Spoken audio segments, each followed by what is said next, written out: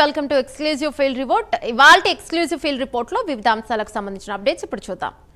యానాం నియోజకవర్గంలో ఎన్నికల పోలింగ్. జీవన్ రెడ్డితో కేటీఆర్, బీఆర్ఎస్ ముఖ్య నేతల భేటీ. అల్లూరి జిల్లా మిల్లంగుమ్మి శివారులో జలపాతం దగ్గర జారిపడి ముగ్గురు మృతి.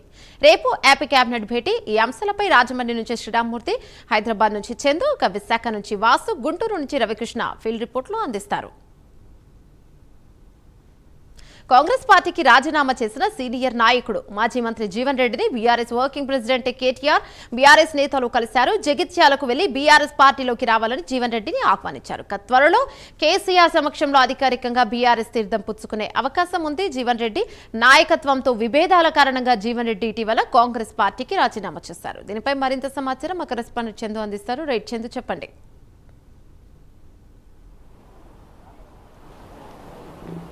ఉమ్మడి కరీంనగర్ జిల్లా జగిత్యాల రాజకీయాల్లో కీలక పరిణామం అయితే చోటు చేసుకుంది. 40 ఏళ్ల సుదీర్ఘ రాజకీయ జీవితంలో ఉన్నటువంటి కాంగ్రెస్ పార్టీకి రాజీనామా చేసి బీఆర్ఎస్ తీర్థం పుచ్చుకోబోతున్నారు జీవన్ రెడ్డి. ఎందుకంటే ఇప్పటికే ఆయన గత 2 సంవత్సరాలు కాంగ్రెస్ ప్రభుత్వం వచ్చిన తర్వాత చాలా ప్రభుత్వంపై నారాజుగా ఉన్నారు. ముఖ్యంగా అక్కడ ఎమ్మెల్యే సంజయ్ కాంగ్రెస్ పార్టీలో చేరడంతో ఆయన సంతృప్తిగా ఉన్నారు. పార్టీ అధిష్టానానికి కానీ అటు పలుమార్లు ఫిర్యాదు కూడా చేశారు. కానీ పార్టీ అధిష్టానం జీవన్ రెడ్డిని పట్టించుకోలేదు. ఈ నేపథ్యంలో ఆయన కీలక నిర్ణయం అయితే తీసుకోబోతున్నారు. ఈరోజు BRS party working president KTR స్వయంగా హైదరాబాద్ నుంచి బయలుదేరి జగిత్యాల వెళ్లి జీవన్ రెడ్డిని పార్టీలోకి రావాలని కూడా సాధారణంగా ఆహ్వానించారు. ఆహ్వానం మేరకు తాను కూడా పార్టీలో చేరతానని కూడా హామీ ఇచ్చినట్టుగా కూడా మనకు తెలుస్తోంది. కొద్దిసేపటి క్రితం కేటీఆర్ జగిత్యాలలో మాట్లాడుతూ కూడా ఆయన చెప్పారు, ముఖ్యంగా జీవన్ రెడ్డికి సుదీర్ఘ రాజకీయ అనుభవం ఉంది, ముఖ్యంగా ఆయన పార్టీలోకి ఆహ్వానించాలని కూడా కేసీఆర్ చెప్పారు. అందులో భాగంగానే తాను ఈరోజు వచ్చి ఆహ్వానిస్తున్నాను, ఖచ్చితంగా ఆయన మా పార్టీలోకి వస్తారు అనేటువంటి ఆశాభావాన్ని కూడా కేటీఆర్ వ్యక్తం చేశారు. ముఖ్యంగా 2014 ఎన్నికల తర్వాత జీవన్ రెడ్డిని కేసీఆర్ పార్టీలోకి ఆహ్వానించారు. కానీ ఆయన సుదీర్ఘంగా ఆ రోజు తిరస్కరించారని కూడా చెప్పుకొచ్చారు. ఖచ్చితంగా జీవన్ రెడ్డి కాంగ్రెస్ పార్టీ వీడడానికి అనేక కారణాలు ఉన్నాయి, అందులో భాగంగానే అందరూ వీడుతున్నారంటూ కూడా ఆయన చెప్పుకొచ్చారు. మరోవైపు కేసీఆర్తో 40 ఏళ్లకు పైగా స్నేహబంధం జీవన్ రెడ్డికి ఉంది. ఖచ్చితంగా బీఆర్ఎస్ పార్టీలోకి వస్తే ఆయనకు సముచితమైనటువంటి స్థానం, గౌరవం కల్పిస్తానని కూడా కేటీఆర్ చెప్పుకొచ్చారు. అదేవిధంగా జీవన్ రెడ్డి కూడా మాట్లాడుతూ కేసీఆర్ 10 ఏళ్ల కాలంలో ఎంతో అభివృద్ధి చేశారు, ఆ అభివృద్ధిని రేవంత్ రెడ్డి వచ్చి మొత్తం దాన్ని ధ్వంసం చేస్తున్నాడు అనే విధంగా కూడా జీవన్ రెడ్డి మాట్లాడిన పరిస్థితి. చాలా సుదీర్ఘ రాజకీయ జీవితంలో ఎన్టీ రామారావు నుంచి వైఎస్ రాజశేఖర రెడ్డి, అదేవిధంగా చంద్రబాబు నాయుడు, కేసీఆర్ పాలన చూశాను, కానీ రేవంత్ రెడ్డి లాంటి పాలన ఎన్నడూ ఇన్నేళ్లలో చూడలేదంటూ కూడా ఆయన కామెంట్స్ చేసిన పరిస్థితి కనిపించింది. ఒక BRS party working president KTR తనను పార్టీలోకి ఆహ్వానించిన పట్ల కూడా ఆయన సంతోషాన్ని వ్యక్తం చేశారు. మొత్తంగా చూసినట్టయితే జీవన్ రెడ్డిని కోల్పోవడం అంటే కాంగ్రెస్ పార్టీకి పెద్ద దెబ్బగానే భావించవచ్చు. ఎందుకంటే దాదాపు 40 ఏళ్ళు ఆయన కాంగ్రెస్ పార్టీ సుదీర్ఘ రాజకీయాల్లో ఉన్నారు. ముఖ్యంగా అంతకుముందు టీడీపీలో ఉన్నారు, టీడీపీ నుంచి కాంగ్రెస్లోకి వచ్చి 40 సంవత్సరాల రాజకీయ అనుభవం కూడా ఉంది. ముఖ్యంగా అంటే కాంగ్రెస్ పార్టీ కీలక సమయాల్లో కూడా ఆయన ఎమ్మెల్సీగా గెలిచి కౌన్సిల్లో ప్రధాన ప్రతిపక్ష నేతగా కూడా పనిచేసిన పరిస్థితి, ప్రజా సమస్యలపై పోరాటాలు చేసిన పరిస్థితి జీవన్ రెడ్డికి ఉంది. ఎక్కడ కూడా మచ్చ లేకుండా ఇన్నాళ్ళు తన రాజకీయ జీవితాన్ని నడిపిస్తూ వచ్చారు జీవన్ రెడ్డి.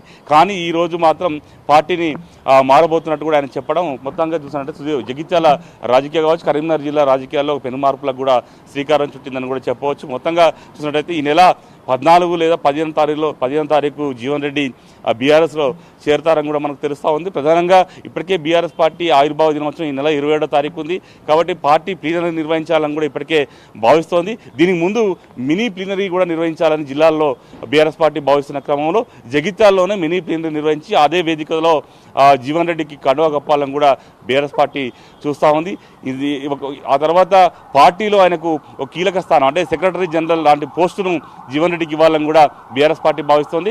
గతంలో కాంగ్రెస్ పార్టీ నుంచి కేశవరావు బీఆర్ఎస్లో చేరినప్పుడు ఆయనకు పార్టీలో సెక్రటరీ జనరల్ కొత్త పోస్టును క్రియేట్ చేసి ఆనాడు కేసీఆర్ ఆ గౌరవాన్ని కల్పించారు. కానీ ఆ తర్వాత ఆయన పార్టీ మళ్ళీ కాంగ్రెస్లోకి కేశవరావు వెళ్ళిపోయారు కాబట్టి ఆ పోస్ట్ ప్రస్తుతం అయితే ఖాళీగానే ఉంది. కాబట్టి ఇప్పుడు అదే పోస్టును మళ్ళీ జీవన్ రెడ్డికి ఇవ్వాలని కూడా కేసీఆర్ భావిస్తున్నట్టుగా మనకు తెలుస్తుంది. ఎందుకంటే చాలా సీనియర్ కాబట్టి ఆ పోస్ట్ ఇస్తే ఒక సముచితమైనటువంటి గౌరవం ఉంటుందని కూడా భావిస్తున్నారు. ముఖ్యంగా జీవన్ రెడ్డి రాకను కొంతమంది బీఆర్ఎస్ నేతలు మొదట్లో వ్యతిరేకించారు. అయితే వాళ్ళందరితో కూడా కేటీఆర్ స్వయంగా మాట్లాడారు. ముఖ్యంగా మాజీ మంత్రులు గంగుల కమలాకర్ కావచ్చు, అదేవిధంగా కొప్పుల ఈశ్వర్ కావచ్చు, ఎల్ రమణ వీళ్ళంతా కూడా కరీంనగర్ రాజకీయాల్లో వాళ్ళు కూడా సుదీర్ఘంగా ఉన్నారు కాబట్టి వాళ్ళందరికీ కూడా జీవన్ రెడ్డి రాక సందర్భంగా అన్ని విషయాలు చర్చించి వాళ్ళందరినీ ఒప్పించి మరీ ఈరోజు కేటీఆర్ జగిత్యాలకు ఆ నేతలందరినీ కూడా తీసుకెళ్లి జీవన్ రెడ్డి నివాసానికి తీసుకెళ్లారు.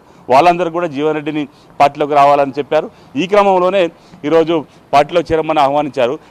త్వరలోనే ఆయన గులాబీ పార్టీ తీర్థం అయితే పుచ్చుకోబోతున్నారు. Yamuna, Chandu, thank you Chandu.